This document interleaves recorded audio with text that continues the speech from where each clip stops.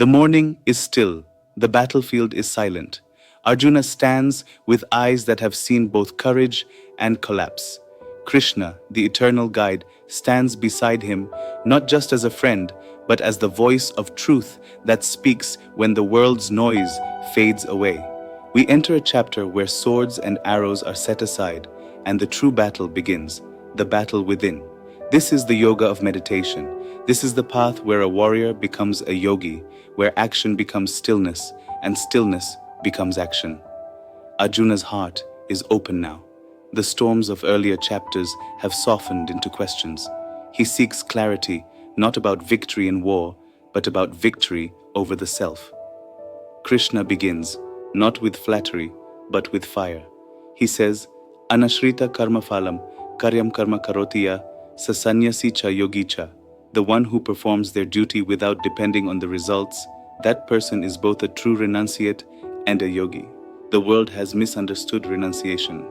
It is not the color of your clothes, not the place you live, not the titles you hold. Renunciation is not running from the world. It is running from the chains inside you. You can live in a forest and still be bound by desire. You can live in a city and be completely free. The difference is not in the surroundings. The difference is in the heart. Krishna's words ripple through time and land in our age of deadlines and endless scrolling. He tells us, you don't have to escape your life to live spiritually. You can keep your job, your family, your duties, and still live as a yogi. The real yoga is not escape, it is mastery. A yogi is greater than the ascetic who rejects the world out of fear, greater than the scholar who knows the words but not the truth, greater than the ritualist who performs every ceremony but misses the spirit behind them. The yogi is the one who lives in connection with the infinite, the one who unites body, mind, and soul in every act, the one who sees God not as theory, but as a presence in every breath.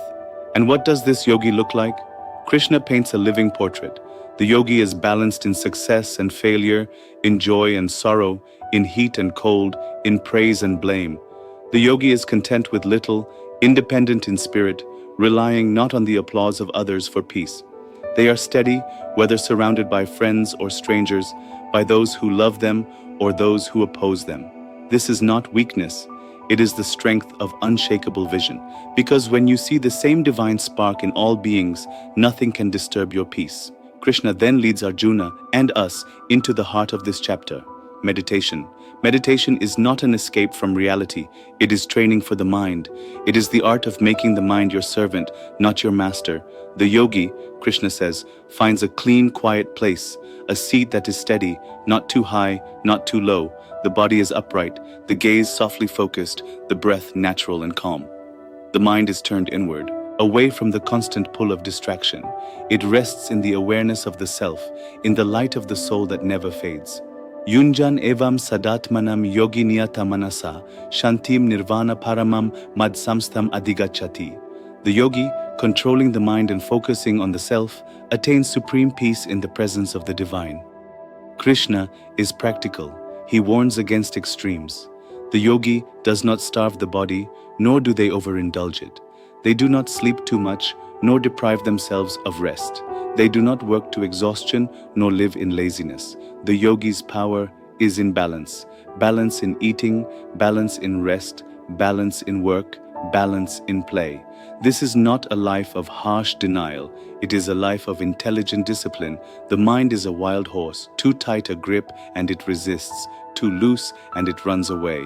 The yogi holds the reins with skill and steadiness, and the reward, freedom from sorrow, a joy that is not dependent on outside events, a calm that cannot be broken by loss or gain.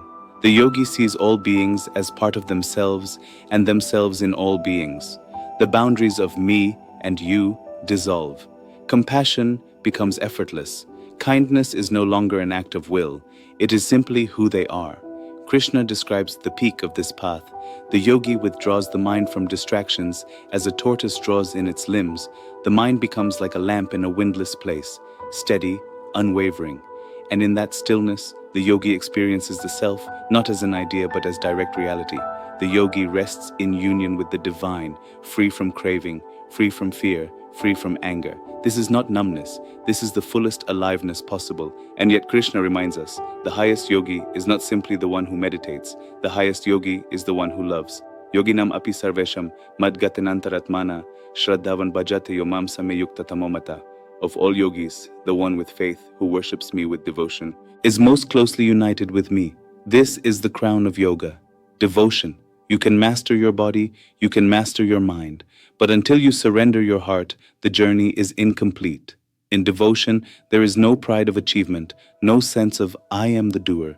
There is only love, love that trusts, love that serves, love that offers every action to the divine.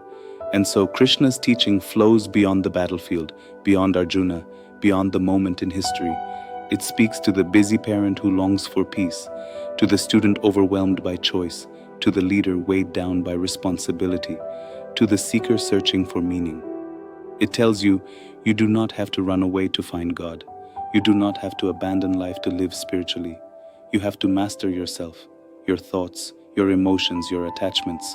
Live fully, act with purpose, love deeply, but do not cling. Serve the world, but do not be enslaved by it. This is the warrior yogi. This is the one who can stand in the middle of chaos and remain as still as the depths of the ocean. This is the one who can sit in silence and move the world with the power of their presence.